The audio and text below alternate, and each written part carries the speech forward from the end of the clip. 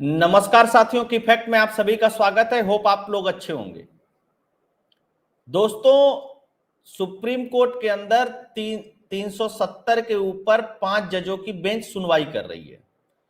इसके ऊपर प्रत्येक दिन की सुनवाई का जो निष्कर्ष होता है उस पर मैं एक वीडियो लेकर के आता ही आता हूं। लेकिन दोस्तों, वो जो 5 जजों की बेंच सुनवाई कर रही है, जो 370 का मैटर है, जहां बड़े बड़े धुरंधर वकील लगे हुए हैं और किस तरीके की बातें कर रहे हैं, वह सब आप लोग मेरे पिछले वीडियो में सुन चुके हैं। लेकिन उससे अलग एक नई पीआईएल आई सुप्रीम कोर्ट के अंदर,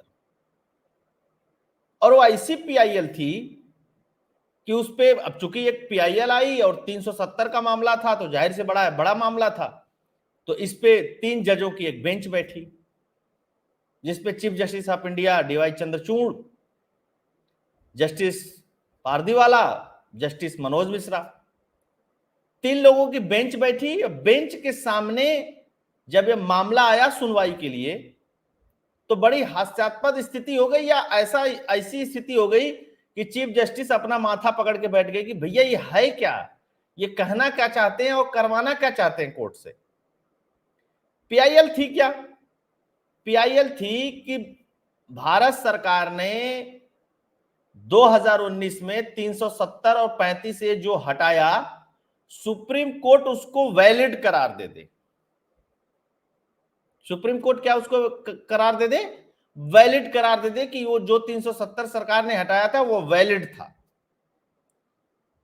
अब चीफ जस्टिस का माथा ठनक गया। अब चीफ जस्टिस कह रहे हैं कि भाई कोर्ट कैसे किसी कानून को वैलिड ठहरा सकती है? कोर्ट इनवैलिड तो ठहरा सकती है, लेकिन किसी कानून को वैलिड ठहराना कोर्ट का काम नहीं है। लेकिन इस पीआईएल का ग्राउंड क्या था? इस पीआईएल का ग्राउंड था कि 2019 से पहले जम्मू कश्मीर में एक नियम था कि अगर कोई महिला जम्मू कश्मीर की है, जम्मू कश्मीर के बाहर अगर शादी कर लेती है, तो उसको पैतृक संपत्ति में अधिकार नहीं होता है। और सुनिए, इस तरीके के कानून थे जम्मू कश्मीर में। भारत के कानून, जो भारत में सामान्य कानून, वो जम्मू कश्मीर में लागू नहीं होते थे। लेकिन इस पे कभी किसी ने सुमोटो नहीं लिया, कभी किसी ने कोई जिक्र नहीं किया, कभी किसी ने इसको हटाने के लिए कोई बात नहीं की। सोचिए कितना विचित्र देश है हमारा। उस विचित्र देश में एक पीआईएल पड़ गई तो क्या विचित्र हो गया। खैर, उस पीआईएल पे भी चर्चा करेंगे, लेकिन जो ग्राउंड बनाने की कोशिश की, जो मुझे समझ में आया, वो ग्राउंड यही सब था। इसके अलावा जम्मू कश्मीर में क्या था? 1947 के बाद जम्मू कश्मीर में जो लोग भी पाकिस्तान से आए, उनको जम्मू कश्मीर में कभी नागरिकता नहीं दी गई।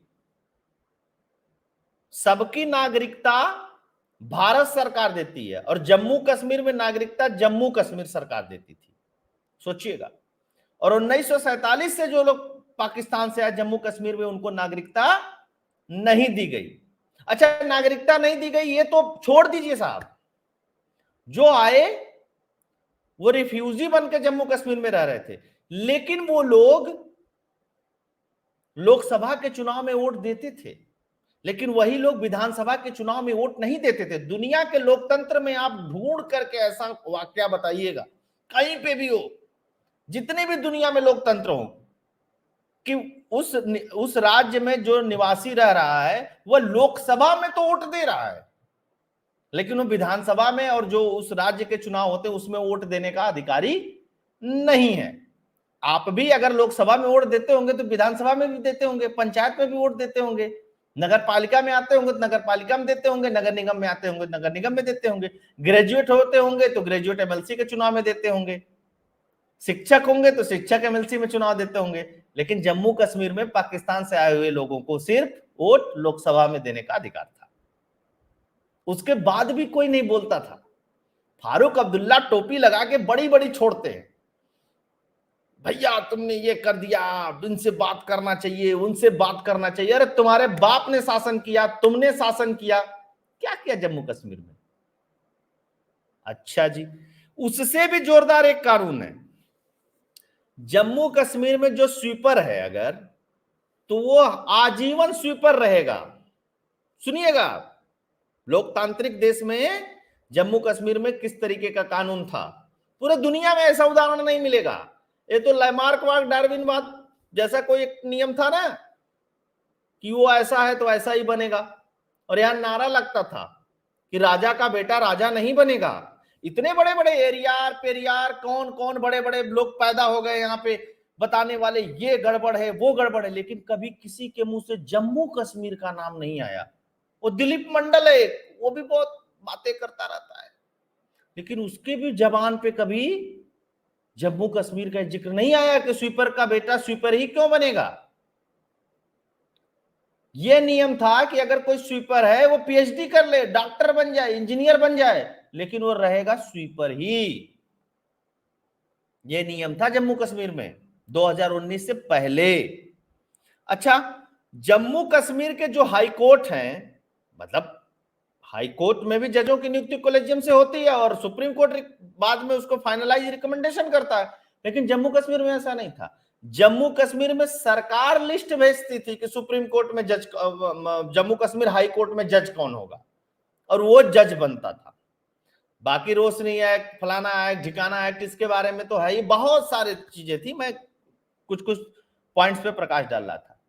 पंचायती राज व्यवस्था जम्मू कश्मीर में लागू नहीं थी।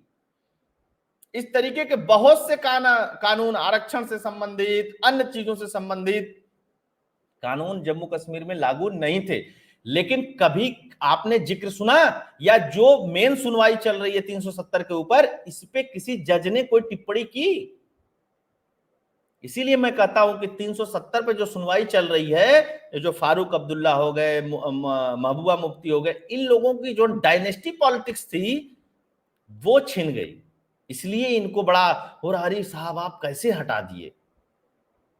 अब भाषा ऐसी हटा ही नहीं सकते साहब। अच्छा चलिए पीआईएल पे आते हैं, जो पीआईएल पढ़ी है। अच्छा, एक चीज है कि अपना देश जो है ना अद्भुत है, आप कहां तक सोच जाएंगे लोग, उसकी कोई सीमा नहीं है। ऐसा थोड़ा ही ना है कि बहुत सारे लोग कह रहे हैं ना कि 370 पे बेकार की सुनवाई हो रही है, सुप्रीम कोर्ट का टाइम खराब हो रहा है, चीजें खराब हो रही हैं। तो किसी भाई ने ऐसे खुशफहमी में कह लीजिए, चाहे उत्साह में कह लीजिए, उसने कहा लाओ एक पीआईएल हम भी डाल दें कि भाई इस पे इसको वैलिड घोषित करो। तो अनुच्छेद 370 को निरस्त करने, अनुच्छेद 35 को हटाने के सरकार के फैसले को संवैधानिक वैधता की पुष्टि के लिए सुप्रीम कोर्ट में से औपचारिक घोषणा की मांग की गई, जिसमें पूर्ववर्ती राज्य जम्मू और कश्मीर को विशेष स्वायत्तता दी थी। एक संविधान पीठ वर्तमान में 5 अगस्त 2019 को हुए अनुच्छेद 370 को निरस्त करने की चुनौती देने वाली याचिकाओं पर सुनवाई कर रही है। अनुच्छेद 35 को हटाने की चुनौती, जिसमें जम्मू कश्मीर के निवासियों को मामले में विशेषाधिकार प्रदान किए थे, संपत्ति और रोजगार पर भी सुनवाई कर रही, बहुत सारी चीजों पर चली रही है वो बात। अच्छा जी, इतना था। अच्छा, ये पीआईएल सोमवार को पड़ी थी। सोमवार को मिसलेनियस डे होता है, सोमवार को 370 पर सुनवाई नहीं होती है, तो मिसलेनियस डे महत्वपूर्ण समय, चीफ जस्टिस इसलिए और भी गुस्सा हो गए और माथा पकड़ लिए कि भाई हम तो सोचे 370 पे पता नहीं कौन सी आफत आ गई, फिर से नई पीआईएल आ गई, 3 जजों की बेंच बैठा दी उन्होंने। तो भाई उधर वाले पे भी तो जनता कह ही रही है कि 5 जज बैठ करके क्यों सुन रहे हो भाई, कोई मतलब नहीं है उसका, जब संसद ने पास कर दिया बात खत्म हो गई। ठीक है, सुनवाई कर रहे हैं तो कर रहे हैं, उस पर तो फिर कुछ कहा ही नहीं जा सकता। तो सुनवाई कर रहे हैं तो ठीक है, एक भाई ने और भी पीआईएल लगा दी, उसने लगा करके आपका और 1 घंटा खराब कर दिया, तो क्या इसमें समस्या है। खैर, पीठ की अध्यक्षता कर रहे थे डीवाई चंद्रचूड़ साहब, जो चीफ जस्टिस ऑफ इंडिया हैं, जेबी पारदेवाला और जस्टिस मनोज मिश्रा। इन लोगों ने इस पिटीशंस को खारिज कर दिया और कह दिया कि भैया हम किसी कानून को वैलिड नहीं घोषित कर सकते औपचारिक रूप से। अब सोचिए कि हजारों कानून है भारत में, इसी तरह रोज कोई पीआईएल लेकर के चलता रहे, भैया ये इसको वैलिड घोषित कर दो, इसको वैलिड घोषित कर दो, इसको वैलिड घोषित। होता क्या है कि संसद में जो कानून पास हो गया वो वैलिड है, जब वो चैलेंज होता है कि वो वैलिड नहीं है, तब सुप्रीम कोर्ट उस पर सुनवाई करता है। वैलिडिटी तो उसको उसी दिन मिल गई जिस दिन कॉन्स्टिट्यूशन की बुक में आ गया, जिस दिन नए अमेंडमेंट में आ गया, जिस दिन संसद ने उसको पास कर दिया, राष्ट्रपति ने साइन कर दिया। तो उसमें तो कुछ कर ही नहीं सकता सुप्रीम कोर्ट। सुप्रीम कोर्ट कैसे कह देगा कि वैलिड है? कल के लिए मान लीजिए सुप्रीम कोर्ट ने कह दिया वैलिड है और सरकार उसमें कुछ चेंजेस करना चाहती है, तब तो मामला फंस जाएगा, इसलिए इसको नहीं कर सकते। खैर, मतलब 370 के अनुच्छेद 370 को निरस्त करने और वैधता ठहराने की पीआईएल सुप्रीम कोर्ट ने खारिज कर दिया। डीवाई चंद्रचूड़ ने कहा यह कैसी याचिका है? चंद्रचूड़ ने कहा कि कोई अदालत संवैधानिक वैधता की घोषणा नहीं कर सकती है। जनहित याचिका में अच्छा एक चीज और कहा सीजीआई साहब ने कहा कि भाई ये बताओ, अब चूंकि क्लाइंट तो पेश नहीं होते हैं, वकील ही पेश होते हैं सुप्रीम कोर्ट में, तो वकील साहब से कहा कि अच्छा ये एक बात बताइए, आपके क्लाइंट ने आपको क्या कह के भेजा था?